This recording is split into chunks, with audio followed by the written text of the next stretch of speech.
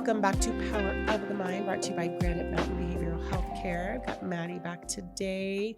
And I say I have you back, but this is your show, girl. So how are you doing? I'm doing well. How are you? Good.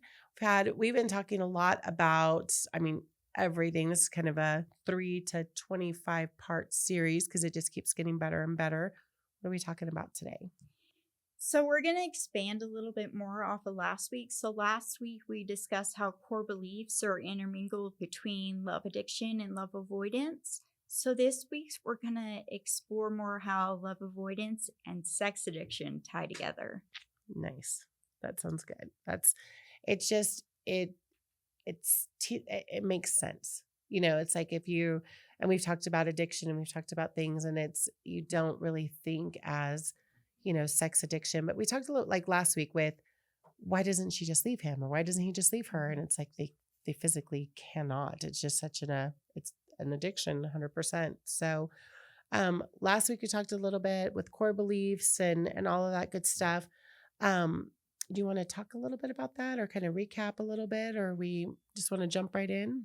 Yeah, so we'll recap a little bit about it. So we talked about how core beliefs are deeply integrated perceptions about ourselves, right? How they shape us, how they make us believe. We create these thoughts that we're unworthy of love. They might even develop love addiction from having that fear and constantly needing that validation. Or they go the other way where they protect themselves from others and they become this love avoidance, right? So I want to define that a little bit more. So what is love avoidance, right? Right. Love avoidance is a pattern where a person avoids intimacy and closeness in relationships because they fear the vulnerability that comes with it. They might be attracted to love and connections, but when it starts to feel real, they pull back. This can look like an emotionally distancing yourself, sabotaging your relationships when you get too close, or setting these like impossible standards that you expect your partner to follow when you know they can't uphold to it, like being unrealistic. Right. It's a way to keep themselves safe from potential pain or disappointment. So if you're looking at a relationship or you've got, from what's that start? It starts looking just a little, because I see people that they'll self-sabotage. They're all of a sudden, oh, he's great. We can't wait to go out. This is going to be awesome. And then all of a sudden it's like, wait, what happened? And they've just sabotaged, and they'll find things that are wrong with them, or they thought the relationship was going to go this way, but it's just one excuse after another. Is that kind of what you see? Yeah, or they'll just create chaos and enter this state and this cycle where it's hard to get out of because the chaos just keeps turning. And until you fix that cycle or address it, a lesson repeats itself until you've learned the lesson you need to learn, right? Especially with diving into love addiction a little more, and then love avoidance too. It's a constant state of battle, just chasing one another. So what do we do? How are we fixing this? What's going to happen? Or what are some things that you're seeing, with your line of work? And we talked about this before with adolescence. I mean, where is this going? What are we doing? It's a lot going back to like reframing that core belief, right? Going back to when we discuss like how it's formed, how attachment is formed, how secure attachment is formed, right? It's about finding that middle ground where you're looking for between secure attachment and then creating and wreaking havoc because that's all you've known, right? And so it's hard when you have these core beliefs that are made of you're unworthy to seek out positive, secure attachment relationships when you're struggling to find your worth yourself, right? It's about healing your inner self and finding that voice in you to overcome those areas of, hey, maybe you don't like them about yourself, but you can come to a place of accepting yourself. So, I started thinking about with love avoidance, I think about like when you're a mom and you've got your kids and you've obviously, and I've talked about this before, It all comes back to your childhood. And so as a mom, you look at your kids and you're like, this one's, I really messed this one up. And it's like, as a mom, how do you just have to be so careful. And as somebody who I've self-proclaimed mental health, like avoidance, my whole life, I've just never, not that I don't believe in it. I believe in mental health. I didn't always. And it's still one of those hard battles for me. I was like, oh, you're sad. Oh, okay, stop it. And I'm getting better. But as a mom and now, a grandma, I'm like, okay, I can't be making these mistakes. As, help me be a better mom. Help me be a better person. Help me figure out how to make sure I'm not creating this in my kids or my grandchildren. I mean, is there hope? Is there hope for me, girl? Always hope. Always hope. And the first step is recognizing first and foremost that there's an issue, right? It's first and foremost identifying that, like, hey, I'm not going to be a perfect parent because there's no such thing as the perfect parent, the perfect grandma, right? It's about coming to that place again of acceptance and knowing that there's beauty in the imperfection, right, with parenting. And it's showing up, teaching the kids vulnerability. It's teaching them that we don't have to be perfect. It's teaching them that it's okay to have flaws, that they don't have to be number one always, that their best is enough. So they don't grow up forming these beliefs of, I'm useless, I'm worthless. It's about validation, providing a means to what they need, right? And showing up and figuring out, how do my kids need me best to show up? And just think, as a mom to 3, each kid is so individualized on what they need. There's not a standard, wow, this is the approach to take. Every kid is completely different. So it's about exploring and asking your kids, what do you need from me? Because sometimes they can answer it. Well, but how, like as a mom, you're supposed to be the one with all the answers. And so the thought of going to your, 7 or 8-year-old and going, how do you need me to parent you, seems so ridiculous. However, as a coach, I ask my kids all the time, like, how do you need me to coach you? And by watching all of their personalities on the mat, I know this one needs constant praise. I know this one needs to be challenged. I know this one likes a little competition between, this situation. So it's crazy that I will do that with my, athletes, but to think about doing that to the kids, it actually, as a mom with all the answers, it's funny that hasn't presented itself to me before. Like, why don't you just ask your kids how they want to be parented? I think a big part is it's putting down all your walls of everything and creating that emotional intimacy, right? Right. Of like, I'm not perfect. I mess up as a parent, right? And it's saying and asking them like, hey, what do you need from me? Is there anything I'm not doing? Because the majority of the time, kids will tell you. Oh, kids are so honest, right? Brutally honest. Yeah. You ever want to be in check? Go hang out with teenagers.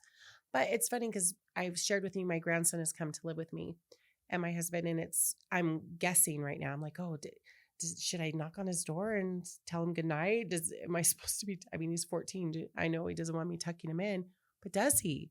I don't know, but I'm just guessing when just go ask him.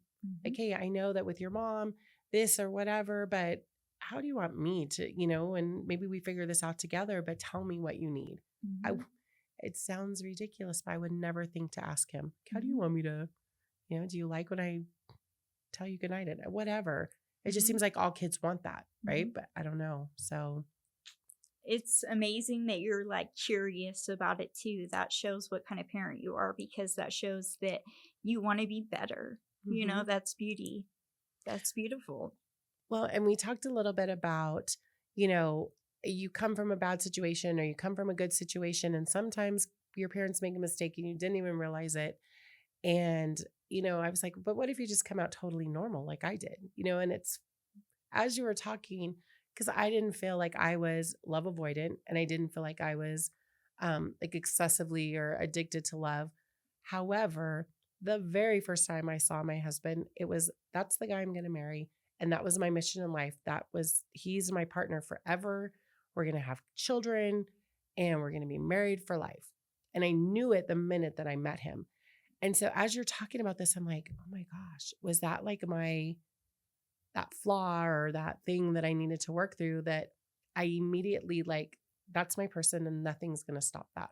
That's, my gosh, I sound like a crazy person, but that's kind of how I felt. And it's how I've always felt. He's the one, there's no discussing it. So there's a difference, right? I'm not going to ever say there's not a thing such as like true love and soulmates coming Right. together, because I believe in the power of the universe creating spaces for that, and I think that was your case, right?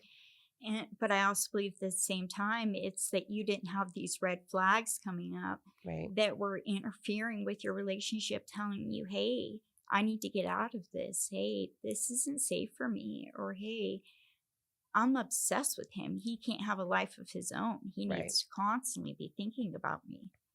Okay. So that's the difference. Because I That's was the like, wait a difference. minute. Is that, because we've talked about love at first sight or things like that. And I believe that's what that was, like Mhm. two soulmates finding each other and that's it. Mhm. But as you're talking, I'm like, oh, was I a little like over the edge? But there wasn't that, and there still isn't that. I'm always encouraging him, go find your thing, go do your thing. But okay, so that's different. That love at first sight, I saw wedding bells the minute I saw him, does not mean. So the Mhm. red flags I'm looking for have to be with him all the time. Mhm. You need him to be thinking about me constantly. So, like, I need you to need me. I need to be needed. Oh, please. Those are where it's alarming. The constant need to be validated or the need to be in control. Debatable with me because control is a big thing for me, but maybe I'm borderline a little bit. But love avoidance, what are the red flags there? Like the total sabotage, right?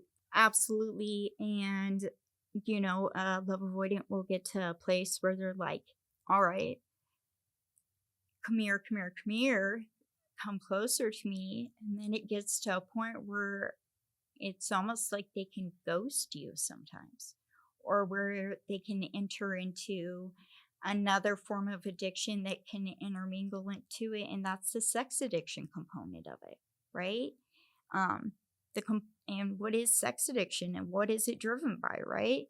It's a need to engage in sexual behaviors as often as a way to escape your emotional pain, right? A way to get away from yourself, to create something that's almost euphoric. It's detaching from reality. So do you think like with sex addiction, it is like a hit of dopamine almost? Absolutely. And so it would be that, is it multiple partners? Is it the conquest of that? Or is it just, the same partner all the time? Or is that part of it, like multiple conquests or? So, the best way I can say it is sex addiction involves seeking out sexual encounters to feel a temporary sense of relief and control, right? But love avoidance, it's rooted from deep seated fears and emotional wounds, right? This person might feel a rush of validation during the encounters, but it's usually followed by intense feelings of like guilt, shame, and the need to continue the cycle to avoid dealing with these like deeper seated issues of what you're chasing after, what you don't want to heal, So it kind of feels like I want the acceptance of a sexual partner or that moment, but there's no way this is going to go any farther, and this is just that little need of validation that I have to get, but I'm not. I don't want anything more from you. Which in my mind would almost open up multiple partners, because I know for women, so much of what we do is very emotional and attached. Where do you find there's more sexual addiction in males or females, or is it? To be honest, both. Really? Yeah.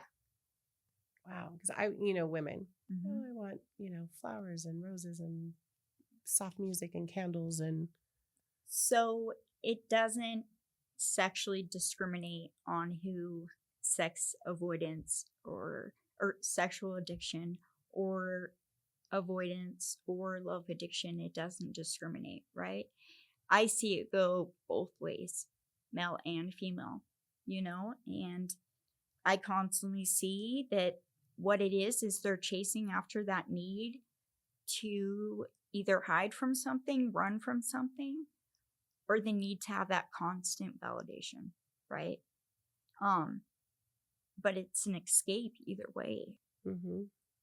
It becomes almost where you can disassociate in your sex addiction, where it becomes just habit. And that's usually where it forms multiple partners. Mm-hmm. There are some cases where there's not multiple partners, but yet the sex addict is having as much consequences from porn as someone who's cheating on his wife physically. Right. Because you're cheating with porn Correct. and you're not making yourself available to your spouse. Absolutely. It's about what are you avoiding? What are you needing to escape from? And are you creating that safe place of intimacy for you and your spouse, right? And it's about making sure there's unity there. True intimacy is about having that unity, right? So can you be both though? Can you be a loving partner and I know cheating with porn and they're using that as that addiction, but could you live both lives? Could you make that work? Yeah. Maybe. Yeah. Honestly, until you can't. Until the pain of the problem becomes more than the pain of the solution, then you will change, right? Because this behavior is so inherently just habit now, right? And there's just like drug addiction, Mm-hmm. there is withdrawals, there's the detox, there's Right. the steps of recovery you need to take to heal from that, just like it takes to heal from drug addiction. And you can fake it for a little while, right? I can be the loving husband. I can take care of my wife, but still have a drug problem until that gets too big. I can be that loving husband, take care of my wife until the sex addiction, I can't hide it anymore. Yeah, when does your life become unmanageable? At that point, that it's something bigger that you need to probably look at it, Do you, at this point, I want to really get into sex addiction. Do you think this is something we can, kind of stop here, let everybody process this, and maybe do a whole episode on sex addiction? Absolutely. I think that's a good idea because this is a lot to absorb and kind of start unpacking. And I think sex addiction could stand on its own as its own topic. You're good with that? I'm good with that. Awesome. Thank you so much. I've got lots of questions because you start opening up so many different, I'm like, wait a minute, what about this? Or what about that? So we'll stop here. You guys, thank you so much for tuning in. Hope you learned a little bit about love avoidance. Let's get into some sex addiction and tune in next time. Power